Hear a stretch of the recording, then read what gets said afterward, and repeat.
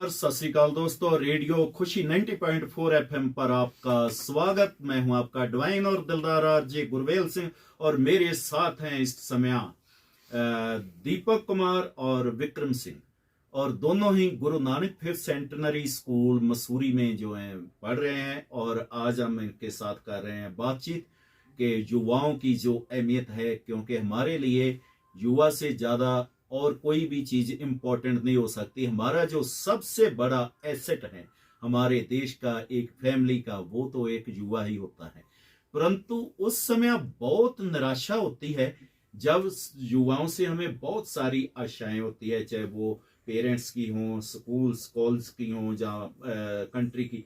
परंतु उसके बाद जब हम किसी युवा को कहीं खड़े सूटे खींचते देखते हैं, शराब पीते हुए देखते हैं, जहाँ कई जब टेररिस्ट भी कोई बनता है तो उसमें भी बहुत सारे युवा ही होते हैं जो टेररिस्ट बन जाते हैं। युवा ही बहुत सारे सुसाइड कर जाते हैं। तो मैं ये सबसे पहले तो विक्रम यही बात है कि एक युवा है जो एक गलत रास्ते कैसे जाता है, क्या सोचता है जब ये गलत रास्ते पे पड़ जाता है, ये कैसे होता है? क्योंकि बहुत सारे हम कॉलेजों में भी जाएं तो कॉलेजों में पढ़ाई के समय जिसके लिए फीस दी होती है पढ़ाई के लिए, कॉलेज में तो कम जाते हैं और बॉयफ्रेंड गर्लफ्रेंड के साथ घूमने के लिए बहुत निकल जाते हैं। एक्चुअली ऐसा क्यों होता है? सारा कुछ क्या क्या सोचते हैं इसके बारे सर, सबसे पहले तो युवा गलत चीजों में इसलिए लगता है, उसको परिस्थितियां ले जाती है। खुद से कोई आदमी गलत नहीं होता। अब आप टेररिस्ट की बात कर रहे हैं, वो खुद से नहीं जाता, उसको लोग ही, हमारा ही समाज उसको ना डिमोटिवेट कर देता है कि उसे जाना ही पड़ता है इन सब चीजों में। जैसे मान के चलिए सिगरेट हो गया। हाँ, कुछ लोग ऐसे होते हैं कि भाई एक बार में क्या जा रहा है, एक बार पीने में क्या जा रहा है, दूसरी बार पीने में क्या जा रहा है, तीसरी बार पीने में क्या जा रहा है, ऐसे ही करते करते आदत लग जाती है।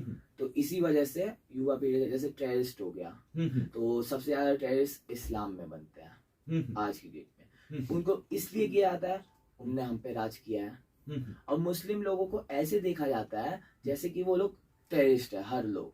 क्या एक बात मैं थोड़ा सा आपको यहाँ पे रोकना चाहूंगा, क्या सभी लोग ऐसे हैं? वैसे तो मैं यहाँ पे आपकी बात को ये, क्या बाकी के धर्मों में सभी लोग धर्मात्मा होते हैं, इस्लाम में ही बुरे हैं?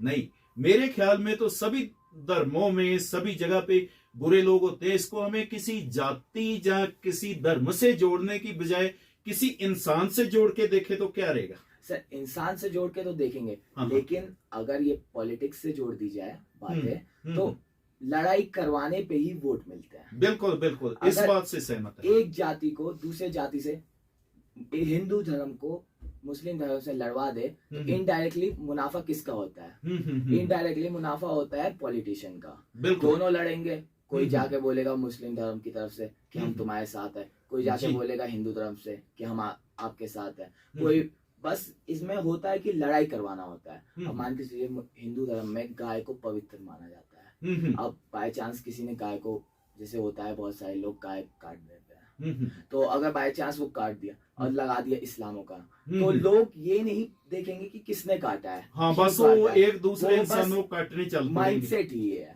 ये पीढ़ी से आ रहा है, हमारे पूर्वजों से आ रहा है, यही चीज है। हाँ बिल्कुल। दीपक, आप क्या? सर, मैं ये कहना चाहूंगा कि धर्म एक ही है। आपका वो विश्वास होता है कि किस पे आप विश्वास करते हो, भगवान एक ही है। ये तो इंडिया में ही है धर्म, हिंदू धर्म, मुस्लिम धर्म। बाहर देशों में ऐसा कुछ चीज नहीं होता। लोग धर्म के बारे में सोचते नहीं, सब सोचते कि हम एक है, कोई कुछ दिक्कत नहीं है। वो हमारे इंडिया में तो यही होता है कि भाई हाँ, हिंदू के हाँ, लड़ाई होगी तो हिंदू तरफ, जैसे फार्मर सपोर्टर चल रहा है सर। अब जितने भी खेती वाले लोग, वो धर्म नहीं देख रहे इस बार देख रहे कि हाँ हम ये काम करते, तो लोग जो फार्मिंग करते भी नहीं वो भी जा रहे हैं उसमें। सर, उसमें तो गलत है ना वो। अब क्यों नहीं धर्म देख रहे? जब आप पहले चीजों पे धर्म देख लेते हो, इन चीजों पे धर्म क्यों नहीं देखते? देखना भी नहीं चाहिए धर्म तो सर आपको। हाँ, वैसे तो हमें इंसान देखना चाहिए, क्योंकि जेकर हम इंसान अच्छे हो गए तो सब कुछ अच्छा हो जाएगा। जेकर इंसान बुरा रहा तो उसके बाद तो धर्म है, जो धर्म में क्या होगा? क्योंकि एक चीज और भी नहीं मुझे लगती, क्योंकि कई बार ऐसे होता है कि धर्म के नाम पे लोग है जो ऊपर से अहिंसा परमो धर्म कहते हैं कि हिंसा नहीं होनी चाहिए, परंतु वो ही लोगों के अंदर कहीं ना कहीं हिंसा छुपी होती है सभी धर्मों में। ऐसा भी देखा जाता है। आप कुछ कह रहे थे? Yes sir. सर देखिए, पहले तो धर्म से पहले आप एक इंसान है, ह्यूमन बीइंग है, तो पहले इंसानियत दिखाइए। धर्म सेकंड चीज होती है। जी। तो पहले इंसानियत, अगर किसी भी आदमी में इंसानियत आ गई हम्म। तो वो ऊपर वाले से भी बढ़कर होता है। जी। ऊपर वाले ने भी सिखाया कि पहले इंसानियत लाओ। हम्म। धर्म तो आपका एक जरिया है इंसानियत जगाने का अंदर का। बिल्कुल जी, बिल्कुल। हम यहाँ पे मैं अपने लिसनर्स को ये बताना चाहता हूँ कि संडे को, आई थिंक परसों, हम गुरुद्वारा में सभी बच्चे मिलके जो है मेरे साथ हम सुखमनी साहब का पाठ कर रहे थे। तो उसमें सुखमनी साहब में भी ये लाइन गुरु अर्जन देव की लिखी आ रही थी, सर्वधर्म में श्रेष्ठ धर्म, हर को नाम जप निर्मल कर्म, के आप अच्छे काम करो यही सबसे श्रेष्ठ धर्म है। और परंतु यहाँ पे उल्टा हो जाता है, लोग कर्म तो अच्छे करते नहीं परंतु धर्म का मुखौटा पहन लेते हैं, और हिंसक आप होते हैं परंतु धर्म का मुखौटा पहन के ऐसे कहेंगे कि धर्म को खतरा है। एक्चुअली धर्म को खतरा नहीं होता, किसी खतरा उनको समय को होता है, उनकी पद को होता है, उनकी प्रतिष्ठा को होता है। उनको जो, जैसे एक ब्राह्मण है, एक ब्राह्मण जब कोई शूद्र किसी मंदिर में जाएगा तो वो कहेगा धर्म को खतरा है। एक्चुअली धर्म को खतरे की बजाय मुझे तो लगता है उस बंदे को खतरा हो गया कि ये बंदा जो हमारे जूते साफ करने वाला था ऊपर कैसे उठ गया। परंतु ये चलो धर्म की बातें तो हम धार्मिक लोगों पे छोड़ें, हम तो आते हैं हल्की फुल्की सी बातों पे जो मजे की हों। तो उसमें एक चीज और भी आती है कि एक स्टूडेंट जब 12th तक तो चलता जाता है, जैसे उसको टीचर चलाते हैं, जैसे उसको पेरेंट्स चलाते हैं। हाँ, थोड़ा सा 10th के बाद ये हो जाता है कि चलाना मुश्किल हो जाता है, परंतु जब वो स्कूल पार करता है तो तब वो बहुत ज्यादा क्या कंफ्यूज नहीं हो जाता कि अब क्या करूं। यस सर, वो कंफ्यूज हो जाता है। पहले बच्चे को अपने पहले से ही माइंडसेट कर लेना चाहिए, मुझे ये करना है, उसी चीज पे काम करे वो। लोग तो सोचते नहीं यार कुछ नहीं है, पापा का बिजनेस है, कोई नहीं चलेगा। 12th करते फिर गलत लाइन में चले जाते हैं, कॉलेज करते पिता के सामने दिखाते कि हम सबसे शरीफ इंसान है, हमसे शरीफ कोई है ही नहीं, दिखाते हम ये कर रहे। आपको अपना माइंडसेट ले जाना चाहिए कि हाँ मुझे इस चीज पे काम करना है, मैं इस चीज पे फोकस करूँ, एक चीज पे फोकस करो, आप दो चीज पे मत करो।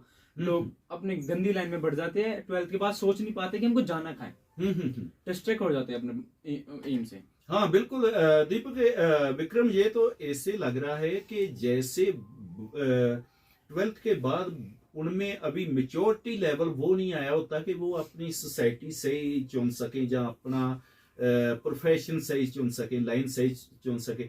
इसमें उनका मेच्योरिटी लेवल का ये फॉल्ट माना जाए, जहाँ उनकी सोसाइटी संगत का फॉल्ट माना जाए कि उनको जे किसी को दोस्त अच्छे मिल गए तो वो अच्छे पासे लग गया, जेकर दोस्त उसको सूटा खींचने वाले मिल गए तो सूटा खींचने में लग गया, दोस्त उसको आशिकी वाले मिल गए तो वो भी आशिक बन गया। ये सब दोस्तों पे डिपेंड करता है, जहाँ उसके एनवायरनमेंट पे, जहाँ उसकी जो है अपने कह लें कि मेच्योरिटी लेवल पे किस चीज पे ले। सर ये दोनों पे डिपेंड करता है, क्योंकि दोस्त एक जरिया होता है कि अपने एक्सप्रेस फीलिंग कर सकते हैं, और सोसाइटी, अगर आप सोसाइटी में जाके बैठेंगे नहीं, सुनेंगे नहीं क्या बात चल रही है, कौन जीता कौन हारा, क्रिकेट वगैरह, तो आपको नहीं पता चला। स्कूल आपको ये चीजें नहीं सिखा सकता।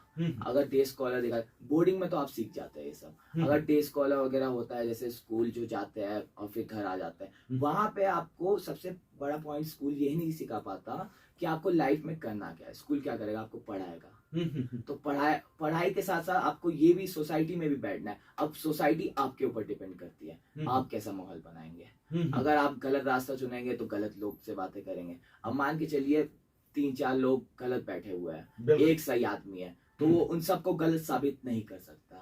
और अगर मान के चलिए 4-5 सही आदमी बैठे हुए हैं, तो वो एक आदमी को गलत साबित कर सकता है कि भाई हाँ तुम गलत हो। तो आपका सबसे पहला तो पॉइंट होता है कि सोसाइटी सबसे बड़ा इम्पैक्ट होता है। हाँ बिल्कुल, जेकर 4 लोग ठीक है तो एक गलत भी उनमें जाके ठीक हो जाएगा, जेकर 4 लोग गलत हैं तो एक ठीक उनमें जाएगा, तो ठीक को भी अपने जैसा कर लेंगे। सर मैं तो कहता हूँ कि स्कूलों में भी ये सिखाना चाहिए कि आप आगे की जिंदगी बिजनेस कैसे स्टार्टअप कर पाओ। स्कूल में तो वही पढ़ा देता है, जो आता है वही पढ़ा दिया जाता है, आप उसी को समझ ले तो उसको रट्टा मार के आप पेपर में ले जाते हो, लेकिन वो चीज काम नहीं करती, आपका माइंडसेट काम करता है। मैं तो कहता हूँ स्कूलों में ये पढ़ाना चाहिए कि आने वाले जीवन में होता क्या है, कैसा होता है, टीचरों ने एक्सपीरियंस कराया तो उस चीजों के बारे में बताना चाहिए कि आपको कैसे बिजनेस स्टार्ट करना। हाँ, एक प्रॉब्लम आती है जहाँ पे जो मैं फील करता हूँ कि जो बुक आप आज पढ़ रहे हैं, एक्चुअली उस बुक को हो सकता है कि आज से 15, 20, 30 साल पहले लिखा गया हो। तो आज ये दुनिया तो हर दूसरे दिन बदल जाती है, हर एक चीज में दूसरे तीसरे दिन अपडेट्स आ जाते हैं। तो कई बार इसका असर है जो वो पड़ता है कि ऐसे उनको ज्यादा नहीं उस चीज के बारे में पता रहता। परंतु आज के जमाने में इसके ऊपर जो है हम यहाँ पे बात करें कि जैसे आपने बोला है कि आगे क्या करना चाहिए, तो मोस्टली इसके लिए हम ये कह सकते हैं कि जीएनएफसी में मेरा तो पूरा दिन ही इसी बात पे बीत जाता है कि आगे क्या करना है। क्योंकि हम ये नहीं बोलते कि मौत के बाद क्या होना है, हम ये बोलते हैं कि यहाँ से जाके कैसे आगे आपने क्या करना है, कैसे आपने जिंदगी को व्यतीत करना है। तो इसमें नो डाउट जो है आपको यहाँ पे Guru Nanak 5th centenary school Mussoorie में ये फैकल्टी मिली हुई है कि हमें फ्यूचर के बारे में बताना, इसकी इम्पोर्टेंस को जहाँ इसको कैसे आप देखते हैं कि इसका फायदा कितना हो रहा है बच्चों को, जहाँ ऐसे ही है जैसे कि टीवी पे एक बोल रहा है उसका फायदा कोई नहीं हो रहा, बस सुना तो इधर से उधर गया, जहाँ इसका फायदा होता सर है। बच्चे लोग जो ना अच्छी चीजों को देखते नहीं है, लोग बुरी चीजों पे ज्यादा होते हैं। अगर आप अच्छी चीजों पे भगोगे तो आपको अच्छी चीजें मिलेंगी, आप बुरी चीजों पे भगोगे तो बुरी चीजों पे मिलेगी आपको। आप जैसे सर आपको हमको बताते हो, आप कुछ बच्चे उनमें से 20 में से 10 बच्चे आपकी ध्यान को ध्यान से सुनते हैं, 10 सुनते नहीं है, उनमें से 5 कान से सुनकर निकाल देते हैं। आपको हर बात सुनो, जहां सीख मिल रहा है वहां आप जाओ, जहां नॉलेज मिल रहा है वहां जाओ, आपको लेनी चाहिए नॉलेज हर जगह से। बिल्कुल जी दोस्तों, इसी के साथ ही फिर समय हो गया है एक म्यूजिकल ब्रेक का। इस म्यूजिकल ब्रेक के बाद हम बहुत जल्दी लौटकर वापस आ रहे हैं। रेडियो खुशी 90.4 FM पर करेंगे खूब सारी बातें, और तब तक आप एंजॉय कीजिए ये एक ब्यूटीफुल गाना।